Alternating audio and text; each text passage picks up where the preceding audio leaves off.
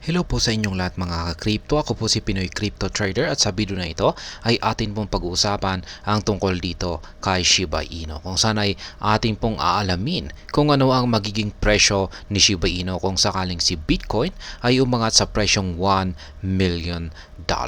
At ang ang magiging basihan po rito ay ang inilabas na prediction ng isang analyst dito kay Bernstein. Kaya yan, bago po tayo magpatuloy ay nais ko lamang po munang bigyang linaw ang aking disclaimer kung saan ang nilalaman po ng video na ito ay hindi po ito isang financial advice. For education and information purposes lamang po ang layunin nito. Maliban po dito ay nais ko na rin pong magbigay babala na wala pong kahit anumang group chat ang Pinoy Crypto Trader.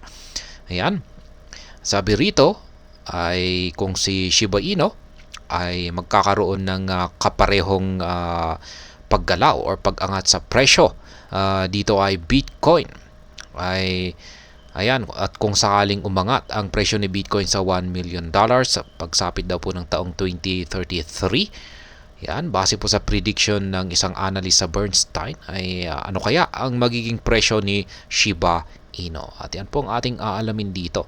Ngayon ay pag-usapan po muna natin yung inilabas na prediction ng isang analyst dito kay Bernstein. Kung saan ay ayon po sa kanya ay itong si Bitcoin ay magagawa daw po niya akyatin ang presyong $1 million pero pagsapit po ng taong 2033. Kaya mga ilang taon pa yan ang kailangang lumipas bago mangyari ito. Kung yan ay sakaling magkakatotoo yung kanyang prediction dito. Kaya yan, ayon dito ay isang analyst dito sa Bernstein ay napaka-bullish daw po yung kanyang pananaw dito kay Bitcoin. Kung saan ay naglabas po siya ng kanyang prediction dito kay Bitcoin or ang premier cryptocurrency po natin na una po niyang mahihit ang mataas na target price na $200,000 ngayong kasalukuyang bull run na ito or ngayong market cycle na ito. Pagkatapos ay isusunod daw po niyang akyatin ang presyong $1 million pero yan naman po ay pagsapit ng taong 2033. Kaya ngayon ay kung nagawang akyatin ni Bitcoin ang presyong $1 million ay ano naman kaya ang magiging presyo ni Shiba Inu kung sakaling nagkaroon sila ng proportional or magkaparehong performance or nagkaroon sila ng napakalapit na correlation sa kanilang naging paggalaw sa presyo.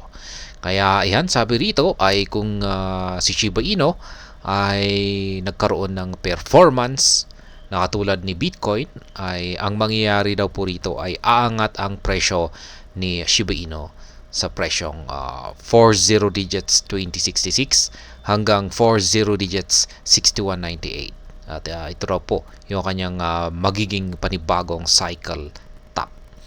Kaya ayan, yan po ang magiging presyo ni Shiba Inu kung sakaling umangat ang presyo ni Bitcoin sa presyong $200,000. Ayan, uulitin ko po, kapag umangat ang presyo ni Bitcoin sa presyong $200,000 ay ang magiging presyo daw ni Shiba Inu ay aangat sa presyong 40 digits 2066 hanggang 40 digits 6198. Ngayon kung sakaling umangat naman daw po si Bitcoin sa presyong $1 million sa pagsapit po ng taong 2033 ay ang magiging presyo naman daw po ni Shiba Inu ay aangat sa presyong 30 digits 3117. Ayan, 30 digits 3117 kung sakaling umangat ang presyo ni Bitcoin sa presyong $1 million. Pero wala pa po yan sa isang piso. Yan, ang 30 digits 3117 na presyo ni Shiba Inu ay wala pa po yan sa isang piso. Para magkaroon po ng isang piso, ang value ng isang SHIB token ay kailangan po na umangat ang presyo ni Shiba Inu sa presyong at least 1 cent, higit 1 cent po, or 0.018. Yan, mga sa 0.018 po yan para magkaroon siya ng halaga na 1 piso.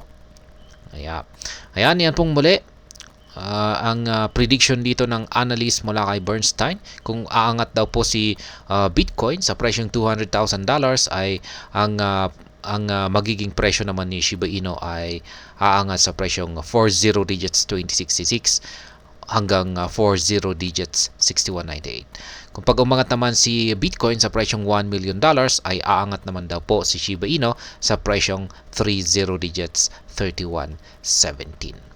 At ayan, hanggang dito na lamang po tayo sa video na ito mga ka-crypto. Sana po ay inyong nagustuhan ang aking paliwanag sa video na ito. Kung inyo po itong nagustuhan ay pag-i-click lamang po ang like button nito. Para naman po sa mga bago lamang dito, kayo po ay aking inaanyayahan para mag-subscribe.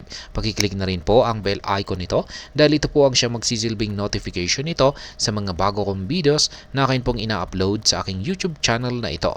Marami pong salamat sa panonood. Ingat po tayo lagi at God bless po sa ating lahat.